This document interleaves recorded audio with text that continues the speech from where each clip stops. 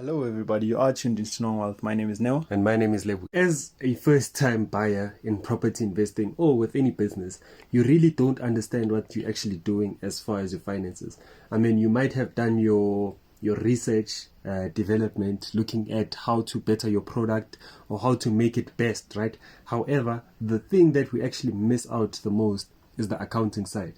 So now, be it your bookkeeping, be it that you're looking at how much are you actually getting and how much are you actually taking out of your company, and looking at that, how do you actually find the best way to practice as far as your accounting side, looking at when you do need to file for SARS. I mean, those things are really important, and we don't really think about it as first-time investors or people that are actually purchasing properties. So that's something that people really need to consider when they're actually starting their business. So let's go to the Q&A now. Let's go to the Q&A. I'm really excited about this.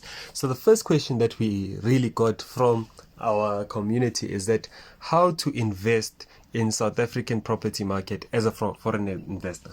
Yeah, when you're going about it the bond route, you need a bond originator, because most of the time what's going to happen is that they will be looking at the business, the type of business that you have, and there's a high possibility that you'll actually qualify for at least 50%. So as a foreign property investor in South Africa, when you're looking at the property market, if you're looking at a property market that's worth about 1 million, at least you need to know that you have at least 500,000 for the down payment.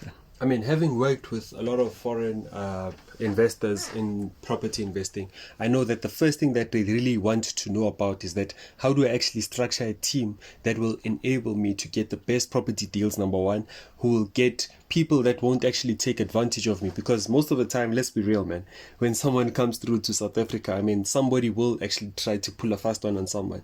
So I feel like the first thing that they actually need to have as a team, get the best possible area and the best possible deal in that particular market, so that once everything is actually solid, they are able to actually run their deal whilst they are not in South Africa. Lebo, I have a question for you. I mean, you look at property investors in South Africa, they'll be living in let me just give you a practical example. Somebody living in Gauteng. The probability of that person wanting a property outside Gauteng is very low. So I want to actually understand, with your experience, what is the mindset when it comes to foreign investors that are outside South Africa? I mean, looking at that question, right? Looking at someone that is in South Africa and saying that, you know what, I don't want to invest in a different market. And now you also have someone that's not in South Africa, yet they're saying that I want to actually invest in South Africa. I think something that you really need to take away from that particular lesson is that people really need a team. Once you have a qualified team to actually help you or assist you in whatever you're doing, everything becomes easier. I mean, if looking at me, I want to go invest in, say, for instance, KZN or Durban, right? I need to have someone that knows the market in Durban, because chances are the market in Durban and the market in Johannesburg isn't really the same. I need someone that is working well in terms of construction in KZN. I need to form a new team around that particular area. Or if I do have the means, I can actually use my team, take them to KZN. However, something that I really need to emphasize, if I'm going to be using an estate agent, I need an estate agent that actually works in KZN. So that's one of your team members that you need to actually leave when you're actually going to go into a different market.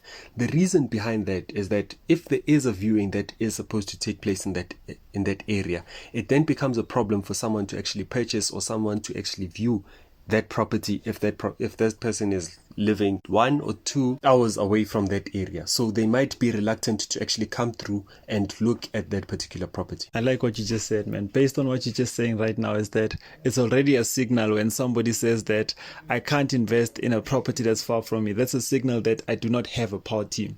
And man, it's very important to actually have a team. So if you would actually like to see our whole team, is that you need to be there at the Glen Vista Country Club this week Saturday, because the conveyancer will be there, the accountant will be there, the estate agents will be there, the contractor will be there.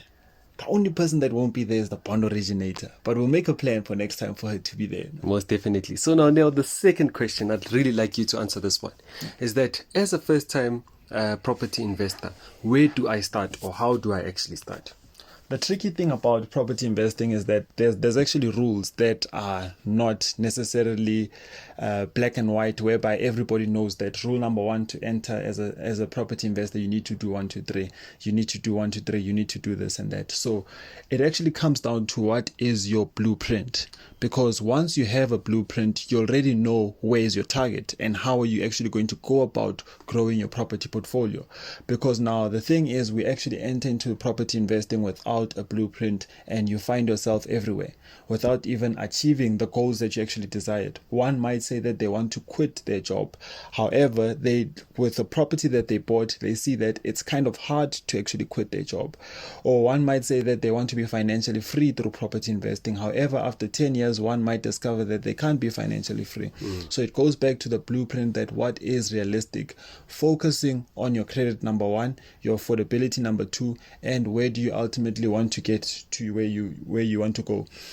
So it's very important to have a clear blueprint of where you are right now and how you are actually going to grow your property portfolio step by step. What I like about what you're saying, right, is that when you're looking at having a clear blueprint, it enables you to do lesser mistakes, right? So now, say for instance, if you are going to purchase a property and you just go directly to your estate agent. I mean, nothing wrong on the estate agent's guy, but however, sometimes it might be a problem that particular estate agent that you're working with doesn't know the bond originator route. And now, if they don't know the bond originator route, chances are you are actually going to be applying at your own bank, in which you won't actually be getting the best possible deal. So I feel like the first thing that you really need to do when you're actually investing in property, number one, is to go to your bond originator to understand that what is your price range that you should be looking at. So if your bond originator tells you that you qualify for a property that's worth 1 million, then you can go into the property looking for a property that's around 1 million. Looking at that particular point, you go on to number two. Number two is then to actually go to your estate agents and qualify them in terms of, do they actually know what you're working with? Once you understand that the estate agent that you're working with really understands what you're looking for, it then enables you to have a better route, because now it will happen that you call an estate agent, tell them that you're a property investor, and then they'll give you all of the properties that they have on the market, whereas not all of the properties will be for investors. So I think that is an important thing to actually consider before working with an estate agent. Do they really understand what you're looking for? 100%. So the last question that I'd like to ask you is that which documents bank needs when you're a first-time buyer under a personal capacity? This is a good one, right? Because we get a lot of people saying that I want to start the property investing journey, however, I don't have a job or I don't have any source of income. So the first thing that I want you guys to actually realize is that when you are going to be purchasing a property, the bank will be qualifying you in terms of, are you able to actually pay for that property if there's nothing going on in that property? Are you able to actually pay the bank back? So looking at that one, they'd need a pay slip, number one. They'd need also a 3 months bank statement, right? 3 months bank statement. And then they'd also need to know where you're actually working. So this is the question that they would ask when you are applying for a bank, that where are you working? What is the position? Are you working full-time, or are you working part-time, or are you working on commission, or are you based on a fixed monthly salary? I'd actually like to provide something. I'm not sure if our viewers are aware of this or not, but I think this is a very strategic thing that to take note of. With the previous person who was actually applying for a bond on your house, right? The one that got rejected because of buying a car. What was the situation with that? So now the situation with this particular person is that according to their monthly salary, their gross salary, they would qualify for getting the property, right? However, their spending habits were the one that actually inhibited them from actually qualifying from this particular property.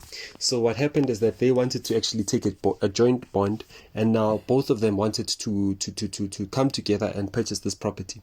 So now the property is listed as well at 1 million, and both were saying that they'll take out 500,000. So that would actually make 1 million.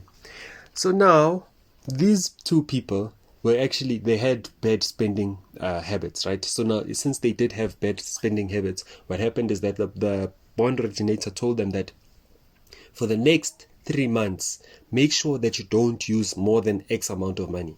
And that was the deal. They all were happy about that particular deal. Come January, the guy decided to go and buy a new car because now his credit was looking good or looking better than what it was earlier on.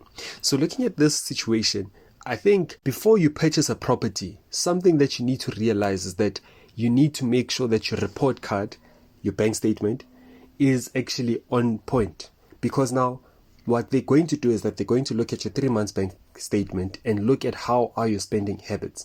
So before you purchase a property, make sure that you cut back in terms of how much you are actually going to be spending.